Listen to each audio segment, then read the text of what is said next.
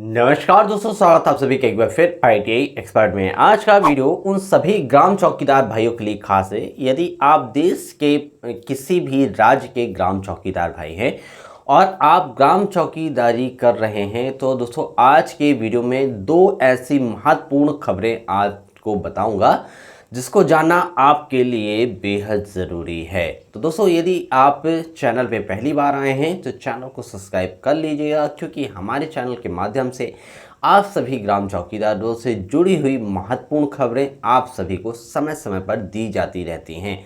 तो दोस्तों यदि हम बात करें उन दो महत्वपूर्ण खबरों के बारे में, तो देखिए सबसे पहली और सबसे महत्वपूर्ण खबर ग्राम चौकीदार भाई के लिए ये है, यदि आप एक उत्तर प्रदेश के ग्राम चौकीदार भाई हैं तो आपको कुछ ही दिनों के अंदर आपको एक आदेश मिलने वाला है। ये जो खबर है मुझे कुछ अपने महत्वपूर्ण सूत्रों के आधार पर मिली हुई है कि आप सभी ग्राम चौकीदार भाइयों को, आप जिस भी थाने में पदस्थ हैं, आपको वहां से वर्दी दी जाने वाली है। कई सारे लोगों के द्वारा जो है तो मुझे कमेंट्स आ रहे थे कि सर हमारे यहाँ अभी तक हमको वर्दी नहीं मिली हुई है। तो देखिए ये खबर निकल के सामने आ रही है। इस खबर के माध्यम से देखिए बताया जा रहा है कि समस्त ग्राम चौकीदार भाइयों को जो है तो वर्दी दी जाने वाली है। वर्दी दी जाने के बाद आप सभी ग्राम चौकीदार भाइयों को जो है तो आप जब भी ड्यूटी में जाएंगे तो उस समय आपको वर्दी में जाना अनिवार्य होगा। यदि आप वर्दी में नहीं जाते हैं जो है तो पूछा जाएगा कि आप वर्दी में क्यों नहीं हैं, आपको उसका जवाब देना होगा। तो दोस्तों ये खबर बहुत ही इम्पॉर्टेंट है, बहुत ही महत्वपूर्ण है। कई सारे ऐसे जो ग्राम चौकीदार भाई हैं, कुछ प्राइवेट ऑर्गेनाइजेशन के माध्यम से, लोगों के माध्यम से जो है तो ग्राम चौकीदार भाइयों का ID कार्ड भी बनाया जा रहा है। साथ में उनकी वर्दी के लिए भी पैसा लिया जा रहा है, जूते के लिए लिया जा रहा है, बेल्ट के लिए लिया जा रहा है। तो देखिए समस्त ग्राम चौकीदार भाइयों से मैं ये ज़रूर कहूँगा कि यदि आपको जिस भी थाने में आप पदस्थ हैं, यदि आपको जब शासन प्रशासन के द्वारा ये सारी चीज़ें मुहैया की जा रही हैं, तो आपको फिर बाहर से इन सभी चीज़ों को लेना क्यों ज़रूरी है। आपको इन सारी चीज़ों को बाहर से नहीं लेना है। आपको जिस भी थाने में आप पदस्थ हैं वहाँ से ये सारी चीज़ें जब आपको मुहैया कराई जाती हैं, जब भी दिया जाता है, आप वहीं से लीजिए। बाहर से लेने में आपको ये तो महंगी भी पड़ेगी। दूसरी बात यह है कि आपको जो वहाँ से वर्दी मिलेगी थाने से, उस वर्दी का फिर आप क्या करेंगे।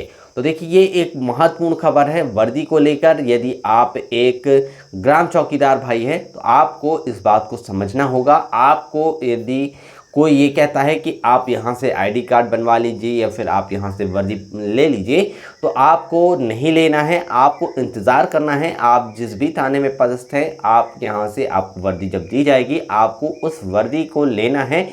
और यदि आपको वर्दी का कपड़ा दिया जाता है तो वर्दी का कपड़ा लेके आपको फिर अपने नाप के हिसाब से सिलवा कर उसका उपयोग करना है।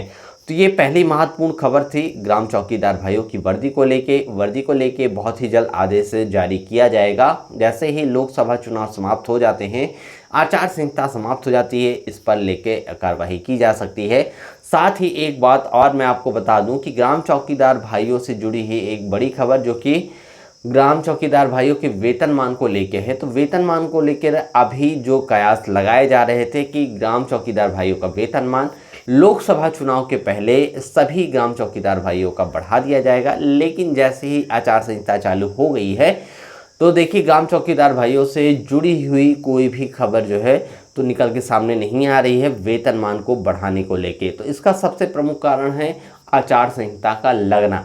आचार संहिता जैसे ही समाप्त हो जाएगी, आचार संहिता 4 जून को समाप्त होने वाली है, इसके बाद अब सभी ग्राम चौकीदार भाइयों का वेतनमान बढ़ाने को लेकर कार्रवाई की जा सकती है। तो थोड़ा सा आपको इंतज़ार और करना होगा, क्योंकि देखिए ग्राम चौकीदार भाइयों का वेतनमान को लेकर जो ये मांग है बहुत ही ज़्यादा प्रबल हो चुकी है। इस पर जो है तो बहुत सारे ज्ञापन भी सौंपे जा चुके हैं। अब ग्राम चौकीदार भाइयों का वेतनमान बढ़ाना होगा, क्योंकि उत्तराखंड में ग्राम चौकीदार भाइयों का वेतनमान जो है तो बढ़ाया जा रहा है। अब देखने वाली बात यह होगी कि उत्तर प्रदेश के यदि ग्राम चौकीदार भाई हैं तो उनका वेतनमान सरकार कितना बढ़ाती है।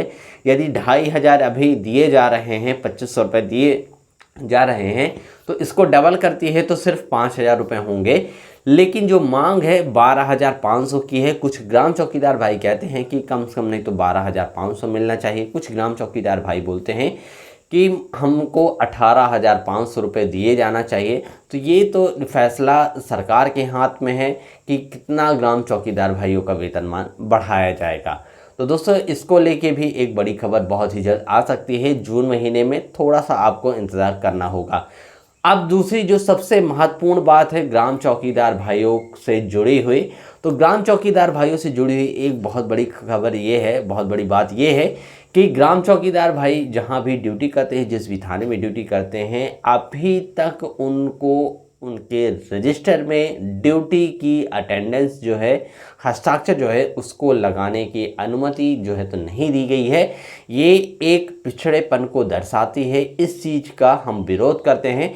ग्राम चौकीदार भाइयों के साथ ऐसा जो है व्यवहार नहीं किया जाना चाहिए। ग्राम चौकीदार भाइयों का, अभी मेरे कुछ ग्राम चौकीदार भाइयों से बात भी हुई, उनका कहना यह है कि ग्राम चौकीदार भाई जब ड्यूटी करते हैं तो ड्यूटी के समय उनकी जब शाम को हाजिरी लगाई जाती है तो उस समय उनको रजिस्टर में हाजिरी लगाने की अनुमति नहीं है। उनकी जो ड्यूटी है, उनकी जो अटेंडेंस है वो मुंशी लगाते हैं थाने के, और उनकी जो अटेंडेंस है मुंशी जी के द्वारा भरी जाती है।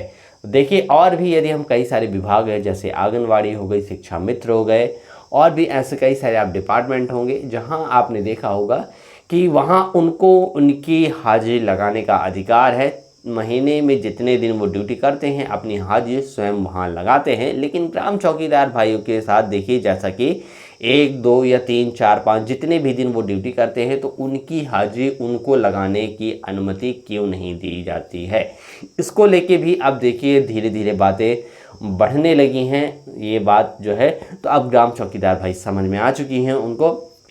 तो देखिए सभी ग्राम चौकीदार भाई ये कहते हैं कि हमको 30 दिनों की ड्यूटी हमको खुद से अपनी अटेंडेंस भरनी है। जब हम अपना काम करते हैं तो उसके बाद हम अटेंडेंस क्यों नहीं भर सकते हैं, हमारी अटेंडेंस मुंशी जी क्यों भरते हैं, ऐसा जो ग्राम चौकीदार भाइयों का कहना है। तो इसको लेके भी अब ग्राम चौकीदार भाइयों के मन में सब पैदा हो रहे हैं। ये गुलामी भरा जो सफ़र है, गुलाम भरी ये जो ग्राम चौकीदारी की जो जॉब है, तो इस पर अब थोड़ा बदलाव होना जरूरी है। क्योंकि जब ये ग्राम चौकीदार भाई अंग्रेजों के जमाने से जब चौकीदार रहे थे, उस समय के माहौल के हिसाब से, उस हिसाब से तो ठीक था। लेकिन अब ग्राम चौकीदार भाई अब आज के समय में, आज गुलामी से आज़ाद हुए इतने सोच रहे हैं, उसके बावजूद ग्राम चौकीदार भाई जो है तो इस तरह से यदि ड्यूटी कर रहे हैं तो ये कहीं ना कहीं गुलामी को दर्शाता है कि ग्राम चौकीदार भाई गुलामी की तहत नौकरी करते हुए उनको इतना भी अधिकार नहीं है कि वो अपने हस्ताक्षर अपने रजिस्टर में कर पाएं जिसमें उनकी अटेंडेंस लगाई जाती है।